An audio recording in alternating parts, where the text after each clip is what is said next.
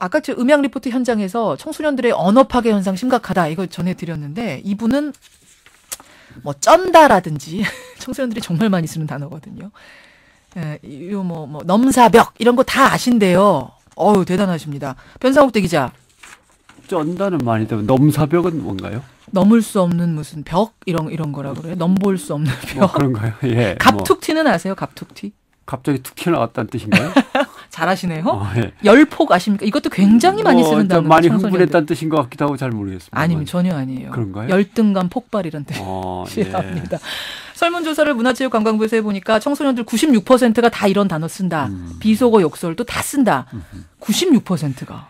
놀라워요. 근데 아무튼 제일 문제가 되는 것은 청소년들은 쓰다가 맙니다. 예. 네, 틀림없이. 그러나 이걸 이제 일반 사회에 전파하는 각종 매체들이 있어요. SNS도 뭐 그렇고요. 예, SNS도 그렇고 인터넷의 사이트들이나 커뮤니티도 그렇고 신문들도 열심히 받아가지고 또 어떨 때는 이걸로 제목을 쓰기도 하고. 그래요. 그런데 어른들이 이제 그걸 갖다가 받아서 사회에다가 정착시키는 역할을 하지 않아야죠. 뭐 어느 정도 그 시기에 이런 발랄한 언어들 말장난은 쓸 수 있습니다만 이게 그 수위가 점점 높아져 가는 것 같아서 그리고 걱정이에요. 점점 나쁜 쪽으로 많이 발전하죠. 맞아요. 예, 그런 문제가 있는 것 같습니다. 꼭 줄이지 않아도 되는 단어도 줄여서 쓴다든지. 뭐 그리고 이런 특히 나쁜 말 파괴력이 강하게 이런 쪽으로 방향을 잡으니까 좋지 않은데 예. 아무튼 어른들이 뭐 시큰둥하게 받아주지 않아야지 애들도 제풀을 그만두지 재밌어하면 더 할 것 같습니다. 자, 저도 이상한 말을 갖고 나오긴 했는데 대원족, 대전족이라고 들어보신 분이 계실 겁니다. 한국에 사는 부족 중에 대원족이 있고 대전족이 있다. 지금 퀴즈 내시는 거예요? 예. 대원족은 원래부터 강남 대치동에 살던 사람들이 대원족이고 대전족은 아이들 학원 공부시키랴 강남 8학군 때문에 대치동에 전세로 들어간 사람들이 간신히 대전족.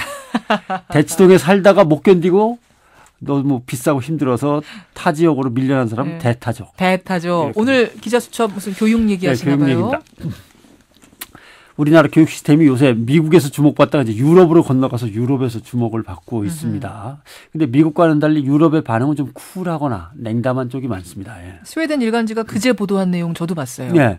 스펜스카 더글블라넷이 3일자 신문이었죠. 호랑이 엄마가 학구열을 부추긴다. 이런 제목으로 우리 교육을 분석했는데 뭐 부정적인 설명을 모아서 간단히 소개하면 국제 순위에서는 세계 최고의 학교를 갖고 있지만 주입식 공부로 학생들이 미래를 꿈꿀 여유가 없다. 미래를 꿈꿀 여유. 좋은 말이네요. 한국에서 인류대학으로 꼽히는 속칭 스카이대에 진학하는 것이 결혼 상대와 인생의 많은 것을 좌우한다.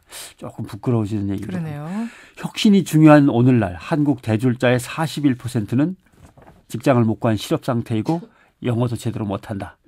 상당히 좀 창피해지는 얘기인데 이 신문은 이제 암기식 교육은 그래서 독립적이고 비판적인 사고를 놓치게 하고 따라서 신선하고 창조한 사람을 만들 수 없다. 이게 결론을 내리면서 충고합니다. 어느 선까지는 굉장히 빠르게 대다수가 올라가는데 그 선을 넘지는 못해요.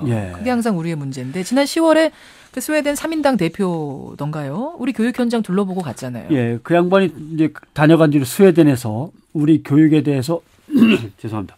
논란이 벌어지고 있는 거죠. 그 스웨덴 3인당의 르펜 대표는 한국 교육을 벤치마킹하자. 단기간에 한국을 발전시킨 원동력이 교육이고 교육에 대한 투자였다. 그건 분명합니다. 이대로 우리 스웨덴 교육은 못 버틴다.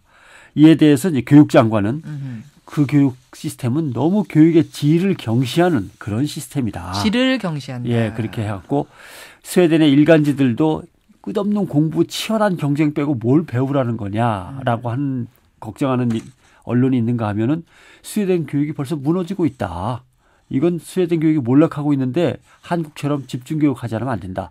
OECD 결과를 봐라. 이런 이제 얘기도 있는 거죠. OECD 결과요? OECD 결과는 이제 국제학업 성취도 평가에서 스웨덴과 핀란드가 상당히 점수가 나빴습니다. 북유럽 교육 복지 모델로 그동안 칭찬을 받아왔던 스웨덴, 핀란드 교육이 사실 좀 허망하다고 할 정도로 무너졌는데 그래요? 영국 BBC 방송 등 유럽 언론들이 크게 보도를 했죠. 도대체 어떻게 나왔길래요, 성적이? 우리나라는 수학 과목에서 34개 회원국 중에 1등을 했어요. 뭐 놀랍지도 않습니다. 언론에 실렸습니다만 모든 영역에서 최상위권에 머물렀습니다. 스웨덴은 수학 부문에서 OECD 평균이 494점인데 478점밖에 못 맞았어요. 평균이 안 되는군요. 예. 과학에서도 뚝 떨어졌고 읽기 부분에서도 뚝 떨어졌고. 그러니까 간단히 얘기하면 됩니다. 교육 환경과 여건을 조사하면 스웨덴이 최고고 시험 보면 우리가 최고입니다. 이렇게 되는 거예요. 그러니까 스웨덴, 핀란드는 이제 지금 뭐 상당히 위기에 몰려서 걱정들이 많고 또 유럽 언론들은 우리 교육에 대해서는 이렇게 평가를 합니다. 애들도 고생이지만 교육비 부담하는 부모들도 고생하는 나라. 이렇게. 유럽의 시각은 좀 엇갈리네요. 우리를 보는 시각. 그러니까 단기간에 이렇게 빠르게 성장한 것은 교육 덕이다. 그 교육이 부럽기도 하지만 참 저래서 오래 갈 수 있겠어 쯔쯔하는 것도 있는 거예요. 예. 제일 문제가 되는 게 이제 드디어 부모들한테 초점을 맞추고 있어요. 우리의 부모들. 예. 저래 갖고 어떻게 부모들이 살아남을까라고 하는 거죠. 이 등골 브레이커라고 하는 거죠. 예. 어제 점심 먹으면서도 회사 간부들끼리 그 얘기했어요. 왜 수십 년간 열심히 일했는데 남은 게 없을까? 답을 내셨어요? 네. 교육비로 제일 많이 나간 거죠. 교육비 때문이다. 예. 정상적이면 조금은 남아 있어야 되는데 워낙 교육비로 많이 쓰는 거죠. 그러네요. 이제 이걸 우리는 에듀푸어라고 하는 거죠. 에듀푸어. 빚을 지고 사는데 소득보다 지출이 많아요. 어쩔 수 없죠. 근데 특히 평균보다 훨씬 많은 교육비를 쓰면서 가난하게 사는 가구가 에듀푸어입니다. 그러니까 자식이 사회 속에서 자리 잡는 거 보고 세상을 떠나면 되는데 30년을 더 살아야 된단 말이죠. 그렇죠. 애들 결혼시키고도 그럼요. 어쩌면. 그러니까 고령화 사회가 들이닥쳤는데 아직도 우리는 애들한테 다 퍼붓고 탈진에 쓰러지니까. 정말 퍼부어서 대학까지만 보내면 되냐? 그것도 아니에요. 그렇죠. 대학 가서 취직을 바로 하는 것도 아니고 그래서 또 대줘야 되고. 그렇습니다. 취직하면 끝나느냐? 그것도 아니에요. 결혼까지 또 뭔가 어떻게 해서 시켜야 되니까. 문제는 고령화 사회가 되고 경쟁 사회가 되면서 엄마 아빠의 직장에서 일하거나 노동하는 기간은 짧아지는데 일찍 정년퇴직하는데 아이들 교육에 돈 쏟아붓는 기간은 설명하신 대로 오히려 길어지는 거죠. 대학 들어가고 영어 학원 다니고 연수 다녀오고 컴퓨터 자격증 따야 되고 입사 시험 보려고 토익 스피킹 해야 되고 오픽도 해야 돼요. 오픽이 뭡니까? 오픽은 이제 컴퓨터를 통해서 진행되는 이제 영어 능숙도 테스트인데 그것도 연습해야 되고 HSK라고 흔히 하죠. 중국어 검증 시험. 중국어까지. 요새는 또 제2 외국어 하나는 해야 된다라고 해갖고 그러니까 대학 다니는 아이들에게 더 스펙을 쌓으라고 지원하는 비용이 별도로 수천만 원이 들어가는 겁니다. 결국.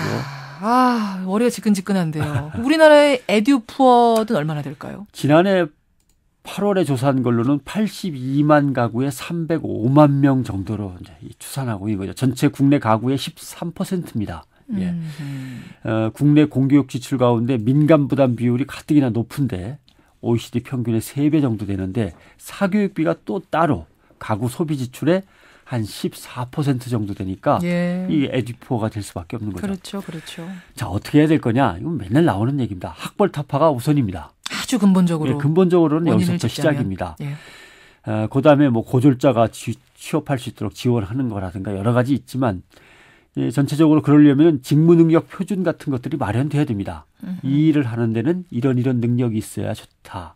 거기에 대한 점수를 매길 수 있어야 됩니다. 그래야 고졸자이건 대졸자이건 그 직무능력 표준에 따라서 우수한 능력자가 대우를 받으면 되는 거거든요. 그런데 이 직무능력 표준이 각 업무마다 제대로 마련돼 있지 않다라고 하는 문제입니다.